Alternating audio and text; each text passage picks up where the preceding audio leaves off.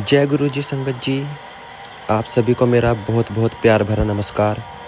संगत जी, गुरु जी की पुरानी संगत जी का एक प्यारा सा सत्संग आप सभी के बीच एक बार फिर से लेकर आ गया हूँ।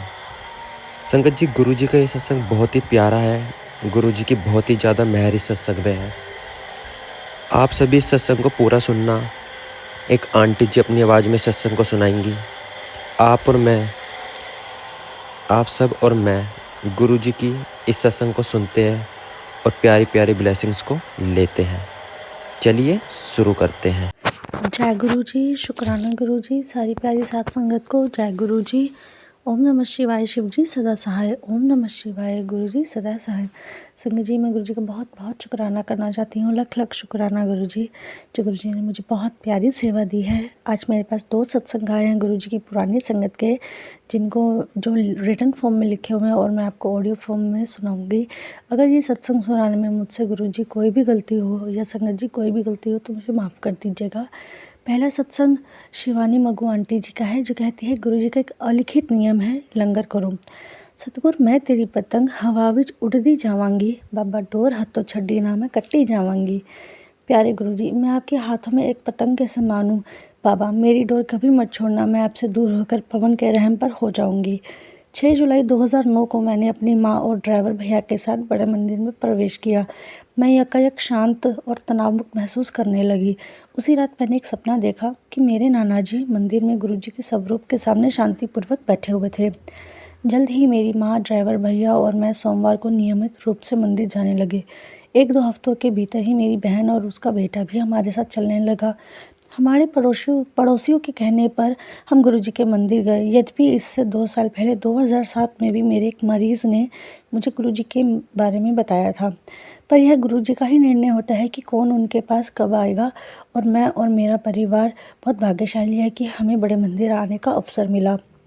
हर सोमवार हम सत्संग सुनते और चाय प्रसाद ग्रहण करते, जिससे हमें शांति और संतुष्टि मिलती। उस समय मुझे गहन माइग्रेन हुआ करते थे। अक्टूबर महीने के अंत में जब हम बड़े मंदिर में थे तो एक महिला संगत ने मेरी माँ को कहा कि हमें बड़े मंदिर में लंगर करना चाहिए, उससे मेरा इलाज होगा। पर मेरी माँ ने उनकी बात पर ध्यान नहीं दिया। उसी हफ्ते शनिवार के दिन मेरी बहन ने मेरी माँ को मंदिर में लंगर करने के लिए कहा, पर एक बार फिर मेरी माँ ने यह हिदायत गंभीरता से नहीं ली थी। अगले ही दिन रविवार को मुझे गहन माइग्रेन हुआ और मैं बेहोश हो गई। गुरुजी ने मुझे अपने पहले दिव्य दर्शन दिए। उन्होंने लाल चोला पहना हुआ था और मुझे 4 दिन लगातार लंगर करने का आदेश दिया। हमने ऐसा ही किया और 4 दिन लंगर करने के बाद मेरी सारी दवाइयाँ बंद हो गई। यहाँ तक कि इसके बाद मुझे बस एक बार और माइग्रेन हुआ है। फिर नवंबर 2009 में हम एक महिला संगत श्रीमती सुखी से मिले। उन्होंने मुझे मेरी सभी पत्थर की अंगूठियाँ उतार देने को कहा। मैंने तुरंत वैसा ही किया। उसी हफ्ते हम बृहस्पतिवार को लंगर के लिए मंदिर गए। उस दिन मंदिर में ही मुझे अंतिम बार माइग्रेन हुआ। यह जून 2010 की बात है और तब से मैं बिल्कुल स्वस्थ हूँ और मैंने कोई दवाई नहीं ली है। बड़े मंदिर आने से पहले हम पंडितों के पास जाया करते थे। मैं चैटिंग, रैकी और एक्यू हीलिंग भी करती थी, पर अब हमने यह सब बंद कर दिया है क्योंकि गुरुजी हमारे साथ हैं। इसलिए किसी से डरने की कोई आवश्यकता नहीं है। हम भाग्यशाली है कि बड़े मंदिर में हम नए साल और पावन शिवरात्रि के समारोह में भी जा पाए हैं। इतना ही नहीं, मेरे पिता जो डायबिटीज़ के रोगी हैं, शिवरात्रि पर मंदिर आए और उन्होंने गुरुजी का दिव्य लंगर ग्रहण किया। उन्हें गुरुजी का आशीर्वाद प्राप्त हुआ और उनकी कृपा से मेरे पिताजी की रक्त शर्करा की मात्रा अब सामान्य है। मई 2010 में हमारा बहुत आश्चर्यजनक अनुभव हुआ। हम छुट्टी मनाने कोचीन गए, जहां हमें बहुत आनंद आया। जितना भी समय हम वहाँ थे, मौसम बहुत सुहावना था। जब भी हम रोटी, डोसा या कोई फल खाते तो उस पर ओम बना हुआ होता। इस तरह गुरुजी अपनी संगत को आशीर्वाद देते हैं और उनकी रक्षा करते हैं। गुरुजी की कृपा मेरी माँ पर भी हुई। हर सुबह उन्हें थूक में रक्त आता था, पर शिवरात्रि पर लंगर करने के बाद थूक में रक्त आना बंद हो गया, बिना किसी दवाई या इलाज के। मेरी बहन का बहुत भारी हार्मोनल असंतुलन था। फरवरी 2010 में गुरुजी ने मुझे सपने में दर्शन देकर दिखाया कि उन्होंने मेरी बहन को आशीर्वाद दिया और ठीक कर दिया। उस दिन से गुरुजी की कृपा से उसे कोई परेशानी नहीं हुई है। गुरुजी के आशीर्वाद से हमारे साथ और बहुत अद्भुत अनुभव हुए हैं। गुरुजी मेरे पूरे परिवार और संगत को सदा अपनी शरण में रखे। वह सदा हमें आशीर्वाद देते रहें और हमें सही राह दिखाते रहें। जाको राखे गुरुजी मार सके ना कोई, जो गुरुजी की शरण में आया उसे हाथ लगा सके ना कोई। जय गुरुजी, शुक्राना गुरुजी, अनंतम अनंतम शुक्राना गुरुजी। संगत जी, अब मैं दूसरा सत्संग सुनाना चाहूँगी, जो है शैली जैन आंटी जी का। संगत जी कहती हैं, अक्टूबर 2010 में एक सहेली की शादी में भाग लेने के लिए मैं अपने बेटे और बेटी के साथ कोलकाता से दिल्ली आई थी। मैं अपने दोस्तों पारुल और राजीव सखूजा से मिली और पारुल मुझे गुरुजी के आश्रम लेकर चली। आश्रम जाते समय पारुल ने मुझे गुरुजी और उनके चमत्कारों के बारे में बताया। मैं विस्मित होकर सुन रही थी। आश्रम में मुझे बहुत शांति और सकारात्मकता की अनुभूति हुई। हमें समोसा और लड्डू प्रसाद भी मिले। कोलकाता पहुंचकर मैंने बहुत उमंग से अपने पति और को इस अनुभव के बारे में बताया। वह अपने काम के कारण कोलकाता में ही रुके थे। हम लोग जैन हैं, पर सत्संग सुनकर वो भी प्रभावित हुए। उन्होंने मुझसे कुछ सवाल भी किए और यह स्पष्ट था कि गुरुजी से मिलने के लिए वह भी उत्सुक थे। यह सच है कि जीवन की नैया पार लगाने के लिए हम सबको एक गुरु की आवश्यकता होती है।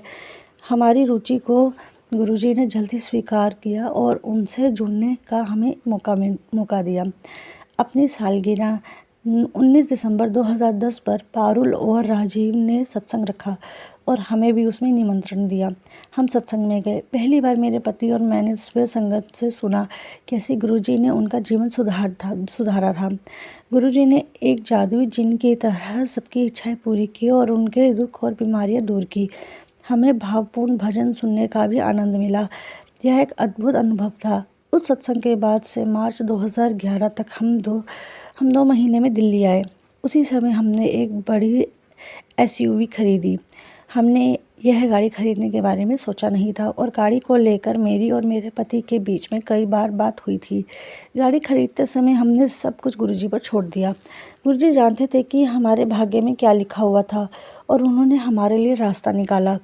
13 मई 2011 शुक्रवार के दिन मेरे पति, हमारा 4 साल का बेटा, मेरी 2 भतीजियाँ और मैं इसी गाड़ी में घूमने गए और दोपहर में करीब 12 से 12:30 बजे के बीच घर पर लौट रहे थे। उसके बाद जो हुआ वो सोचकर मैं आज भी डर से काँप जाती हूँ।